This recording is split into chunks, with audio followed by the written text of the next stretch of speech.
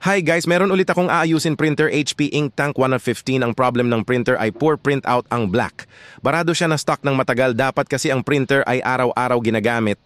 Manual nozzle check muna tayo, i-press and hold ang power button tapos isang pindot sa X button or stop reset button.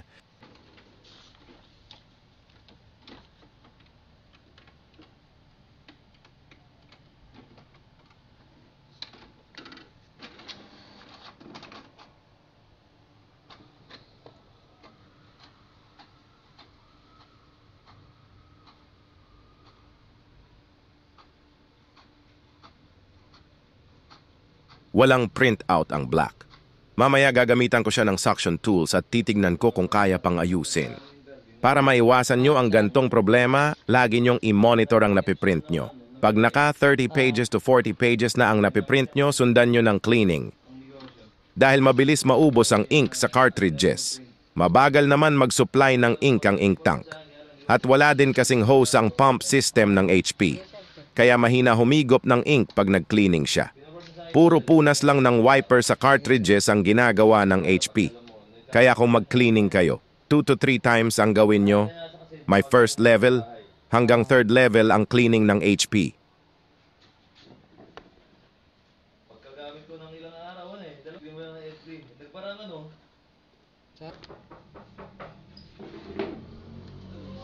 I-off nyo muna ang printer at buksan ang front cover ng printer at hatakin nyo sa gitna ang cartridge carriage para mailabas nyo ang cartridge.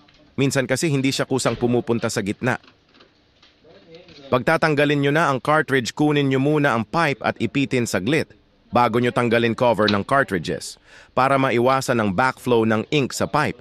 Every time kasi na i-open at isara ang cover ng cartridge, umaatras ang ink sa pipe.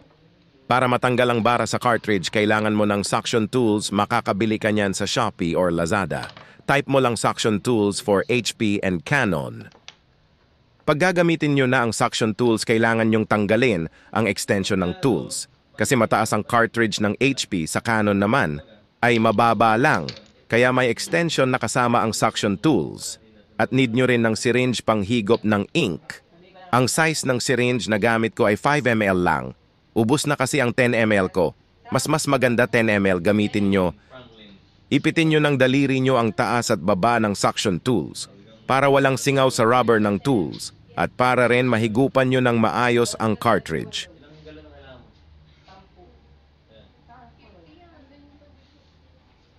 Sige lang, wala akong baso rito, galon lang.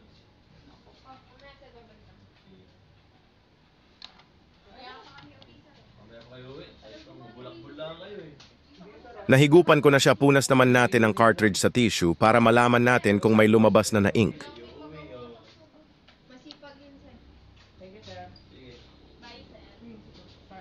Ayos, may lumabas na ink at kompleto ang dampi ng ink sa tissue.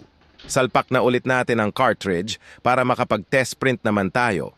Bago nyo isara ang cover ng cartridge sa printer, ipitin nyo ulit ang pipe para hindi masyadong umatras ang ink sa pipe. Pero kung nakita nyo na wala ng laman ng ink sa pipe, need nyong buksan ang printer para mahigupan ang mga pipe. May video na akong naunang ginawa about dyan. Panoorin nyo na lang.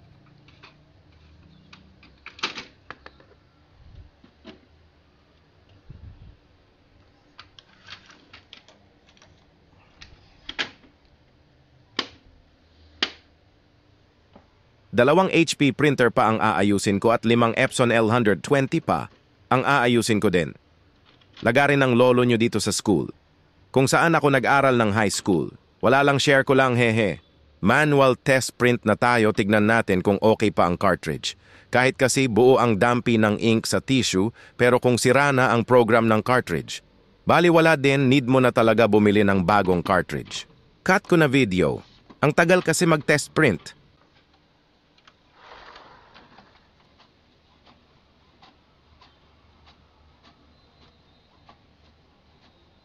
Ayan na guys, may lumabas ng black sa test page niya. Successful ang ating gawa. Kung nagustuhan mo ang aking video, share mo na at huwag mong kalimutang mag-subscribe sa akin YouTube channel. I-hit mo na din ang notification bell para updated ka sa mga susunod ko video tutorial. May mga video din ako about sa mga games na nilalaro ko, pagpasensyahan nyo na. Gusto ko lang maglibang. Hanggang sa muli guys, paalam!